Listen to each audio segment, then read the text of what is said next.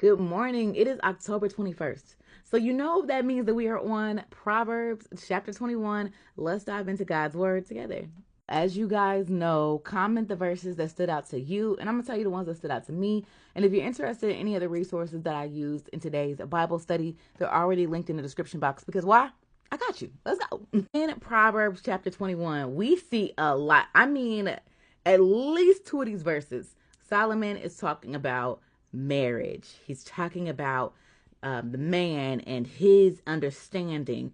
He's talking about wicked and evil. Solomon is getting into the tea in chapter 21. And there's quite a few verses that stood out to me. So I'm going to call those out for you. And first, I'm going to couple them together. So I'm going to look at verse 9 and verse 19. Verse number 9, better to dwell in the corner of a housetop than in a house shared with a contentious wife. Ooh, he throwing shots. 19, better to dwell in wilderness than with a contentious and angry woman. Ah, ooh, goodness. Was throwing shots. He was. And contentious, if you look at the CEV version, it refers it to like a nagging wife, okay? And I'm gonna think about this in two aspects. But the first aspect, I'm gonna think about it the way that I initially took it, which is thinking about marriage and thinking about a husband and a wife, right? The wife of the house sets the tone. She sets the tone of the home. The man is the leader. The wife really sets the tone. If you think about it, we talk a lot about how the woman comes in the house and she makes a house the home. She's setting the tone of the household. Whether we're thinking about marriage or not, we can think about situations where us as women have been the nagging woman in the relationship.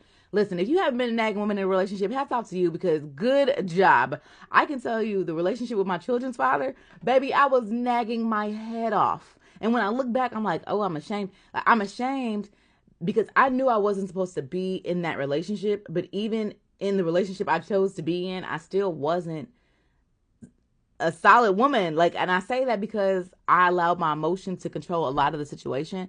The tone that I set wasn't healthy. I was always nagging. I was always complaining. I was always tearing down and not lifting up. And again, he was never meant to be my husband, but it does give me an example of how I was in a relationship then and how I don't want to be going forward. You know what I'm saying? If you haven't been in a relationship like that where you've been a nagging woman, you can probably think about some situations where maybe even your mother or your aunt or your grandmother was that contentious woman, and it really does change the tone of the home for not only the husband but also the children. So everyone under that roof feels the impact of an angry woman, and this reminds us not to be her. So immediately, this is how I took it, but then I had to get a little bit deeper into it, and I had to look up, why is marriage even discussed here? Why is it even a factor that the woman has to be angry in the household, right? We always hear that. Why she got to be the angry wife? What about the man? X, Y, and Z. But when we look at it a little bit deeper and we think about it more spiritually than worldly, we can kind of see what Solomon is also talking about. So it can be something else to that. Taking it more spiritually, a lot in the Bible it talks about the man loving his wife as Christ loves the church. So Christ being our Father, us being the church, man, woman, whoever is his children being the church. And this reminds us about, again, I keep talking about heart posture, but I absolutely think that is so important, our heart posture, because a lot of times God will correct us. He will guide us. He will tell us what to do. And a lot of times we are that nagging wife. You know what I'm saying? God, I don't want to do that. God, I don't want to do it. God, I don't want to take that step. God, I don't want to apologize to that person. God, I'm angry with you. And it's like, it's a reminder, I think, for me. And I don't know. And I could be taking this far-fetched. So, it's up to you. Use your discernment. Pray about this. See what God is saying to you when you're reading Proverbs 21, chapter 9 and 19. But in my mind, it's like, gosh, I also help set the tone with my relationship with God. I set that tone, my perspective, my demeanor, my relationships, my thought, my heart posture. I set that tone with God. If I want God to pour into me, I got to pour into him. God allows us free will, and to set that tone with my Father, God, I'm willing to accept what you give me. I'm willing to do what you tell me. I'm willing to act how you tell me to act. I'm willing to be the woman that you're calling me to be. I have to be willing. And a nagging wife is unwilling. A nagging wife, her perspective is she doesn't respect her husband. I want to respect my father. I don't want to be a nagging wife to my God. She doesn't respect her husband. She also is not willing to respond to him. She's not willing to do what he's calling her to do. I don't want to be a contentious wife with my father. I don't want that. I don't want that type of dynamic and that type of relationship. But this calls me again to be humble with my father. It calls me again to be transparent with my father. It calls me again to check my heart posture and allow him to pour into me so that I can be everything that he's calling me to be. And I don't know if I'm taking that far-fetched or not, but this is just how I'm kind of processing this, to make sure I don't just look at it as face value of being a nagging wife to her husband, but it's so much more than that on our walk with God. Because yes, we may be called to be wives, but we're called to be God's children first. You know what I'm saying? Does that make sense? That's two verses that stood out to me. Verse number 16, a man who wanders from the way of understanding will rest in the assembly of death. Baby, I don't know how much more plain you can put that, okay? Because Proverbs is all about gaining godly wisdom. And there's been times in my life where I have strayed away from the wisdom of God knowingly. I just didn't want to do it. God, I know I ain't supposed to be there, but I just don't want to. Like, there's been times I've strayed away from it. And because of those situations, I was literally walking myself down a path of death. And this is just, again, another reminder, another stamp, another God, you were right. God, you were right. Solomon, you ate me up. You right. Because I can recall the times where I strayed away from the wisdom that was planted in me as a child. I strayed away from it and chose to do opposite. And I was literally walking myself down the path of death.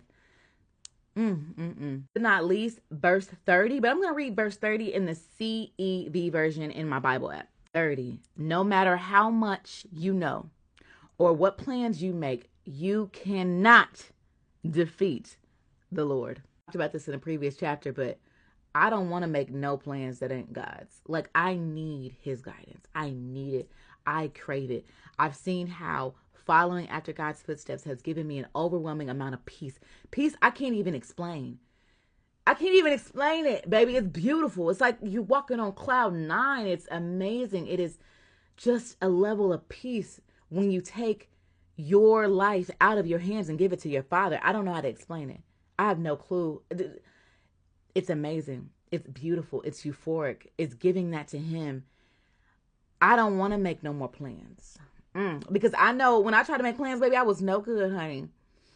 I was no good. I'm over here trying to get the number 8 from Chick-fil-A, and God is trying to give me a whole feast, you know, with leftovers. I just can't. I can't even explain it. So this is just my personal reminder, your personal reminder, to hold near and dear that no matter how much you know, no matter how much you think you know, and I sound like a mama, but you know how you tell your kids, no matter what you know, your mama always know the truth. No matter how much you know or what plans you think you're going to make, you decide to make, you can't defeat what the Lord has for you, baby. And that's beautiful. It's not even shots fired. It's amazing. It's one of those things where you're like, oh gosh, okay, well, let me shut up and sit down and take my snack. You know what I'm saying? Let me sit down and gather my snacks and sit down and get comfy because I don't want to do anything without my Father.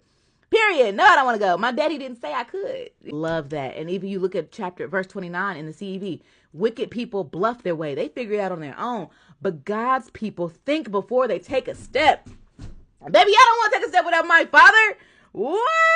Where we gonna go? I don't want to go unless my daddy say so. Period. 21 has me all in my feels. Okay, I feel good reading chapter 21. I just know it's gonna be an amazing day. It's gonna be a wonderful day. I'm putting my stamp on it. It's gonna be a great day for me. It's gonna be a great day for you. It's gonna be a beautiful day. We're gonna claim that. We're gonna pray on that. We're gonna meditate on that. We're gonna know that God has us because we are following after his footsteps. And I love this for us. Okay, I love this for us. So as we move forward, you already know I'm gonna see you tomorrow. Chapter 21. We got a few more days before this is over. Like we ate this down. If you read up to chapter 21, you ate it down. And if you're behind, girl, go ahead and catch up. And we're gonna see you tomorrow, chapter 22. Bye.